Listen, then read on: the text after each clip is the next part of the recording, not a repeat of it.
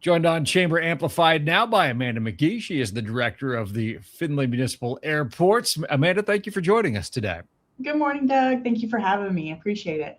I'm happy to have you with us. I always love talking about air travel and logistics and things like that. I nerd out for this type of thing. So that makes two of us. So, all right, we've got a lot to talk about today. You have a survey going on right now. We'll get to that. But before we talk about what the survey's for and everything like that, I just want to talk about the airport as an economic driver for Findlay and for Hancock County and beyond. When people think about our airport, what do they usually think of and what is it really? Well, if they think about our airport, maybe there's misconceptions that only a few people get to use it, that you can't come out here, it's private.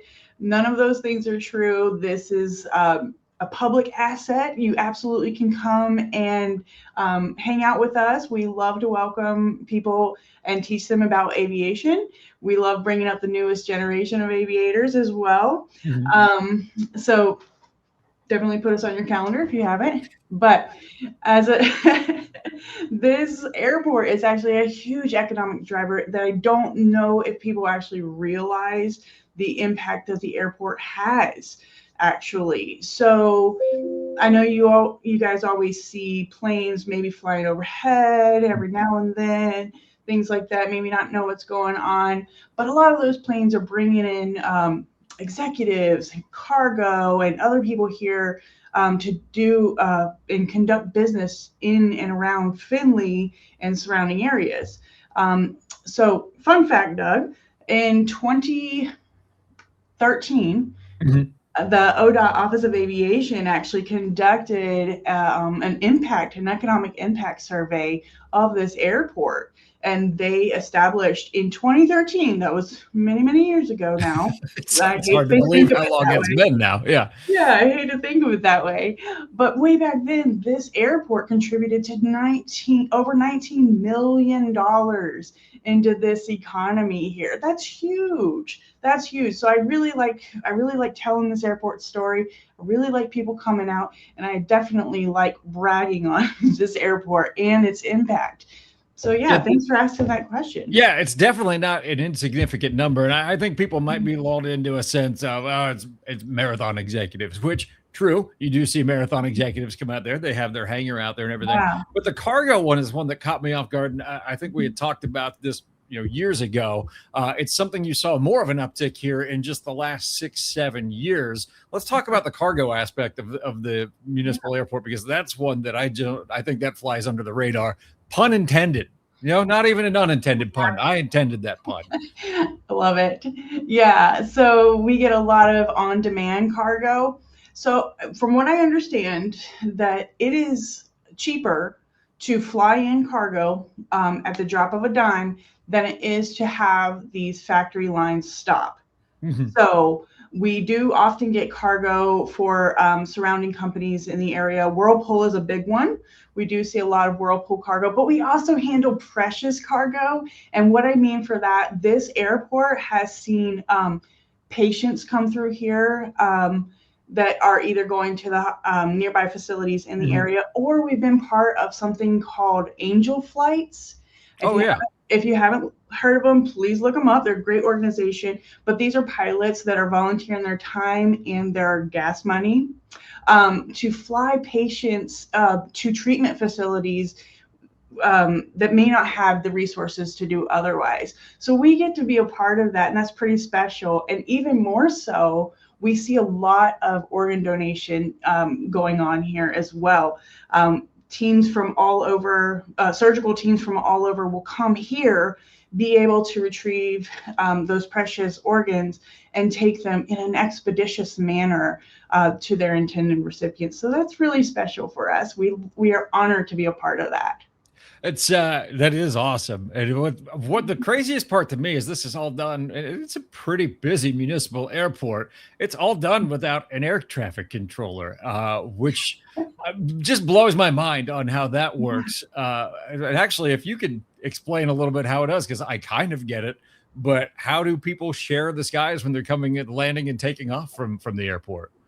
That's a great question, and I'm going to explain it to the best of my ability. I'm not a pilot, shocker, I know. But this airspace is actually controlled under the Toledo Tower. Okay. So they actually do keep eyes out in the sky for us here, but pilots can fly in here. They have GPS. They have other tracking devices where they can see one another in the air, and they also use radios to communicate. And more importantly, even if none of those things existed, there are actually standardized patterns that they have to fly in and around this airspace. So no, we don't have a tower here. However, we do run a safe operation Oh here. yeah.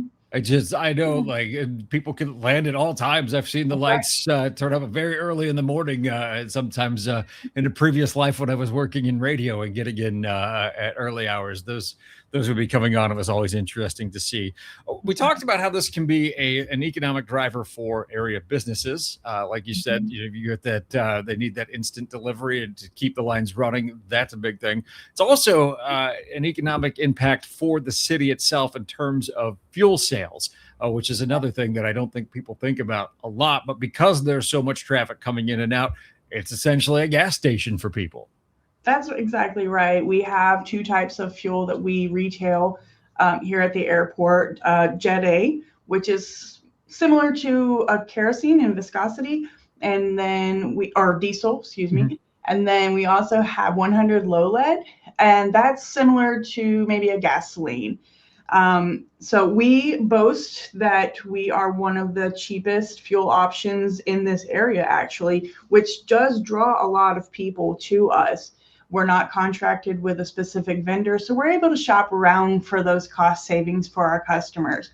But that doesn't mean that we skimp on quality either. Mhm. We have a rigorous quality assurance program that we follow to make sure that what we are putting into the plane is the cleanest it can be. So, yeah, that's one of the main ways that this airport uh, that makes money. And so, yeah, fuel sales are imperative for us here, for sure. In terms of just usage of it, obviously we've talked about corporate use, we've talked about people stopping off, but how many just private aviators do you have out there that have their Cessna stored and just like to get up and fly a little bit? Yeah, we love our tenants here. We try to make it hard for them to leave, right? We want to make them as comfortable as possible. We have 25 tenants on the field, 25 aircraft on the field here that are private use, private owned aircraft. Yeah. You mentioned earlier that it's a good way to learn a little bit more about aviation. Do people do they do flight school out of there, or maybe take their early flight lessons there before they go on to like a program at a Bowling Green or something like that? So while we don't have a flight school on the ground here at the moment, we there are several flight school options in the area. Okay.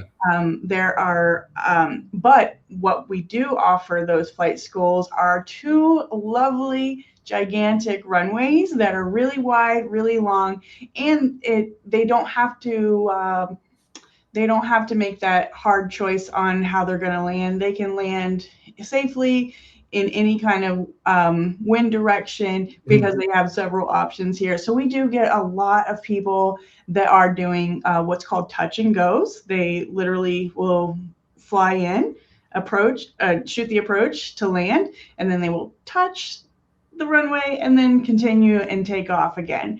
And we see them from Bowling Green State University as well. So, yeah. You mentioned the touch and goes that I remember when I was working at the radio station, so it was closer to the airport there. It's not just the little ones that will do a touch and go. There was one day a giant military aircraft. I don't remember what it was. I don't know if you were out there at the time, but it sounded like the world was ending when it flew overhead. And they did just a quick touch and go. I don't think they stopped there, but definitely got low under the radar that way. So that is, Yeah. you guys have had some events over the years too to bring out that type of aircraft so people can see the old military, that style, things like that, which is a lot of fun. Are any of those in the hopper for the year? Yeah. So Thank you. We have hosted a couple of events in the past and had some really cool aircraft out here. We took a year off last year. We were under a lot of construction, had a lot of things going on. So we weren't able to facilitate it. However, this year, mark your calendars, August 15th, we are hosting a Flying In Family Festival. Oh, cool. Yeah, we'll have food vendors, craft vendors, bounce houses, and of course, vintage aircraft for our guests to look at. But that will be on August 15th from 10 a.m. to 3 p.m. I think you guys had the B-17 out there a few years ago, which I love. That was my grandpa's plane in World War II. I've gotten to fly one before in the nose cone of it, which was really cool. Whoa. So that was awesome that you guys were able to do that. So let's talk about the future of the airport. And first, let's talk about the survey that you have coming out and just what that is and how people can get involved. Well, it should be out now. Okay. So we partnered with both the Findlay Hancock Alliance to get it into their April newsletter, as well as the Findlay Hancock County Economic Development newsletter called The Formula. So if you are on their mailing list or emailing list, you should have access to those. We are asking, so this airport is undergoing a master plan rewrite, if you will. Okay.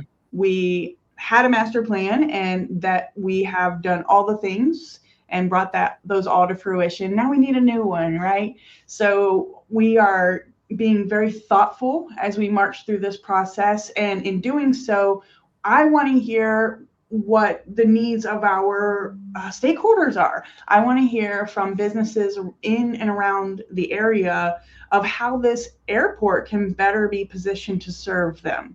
Because if I make it to my siloed specifications, that's not really helping anyone. So we definitely want to have as much input as possible.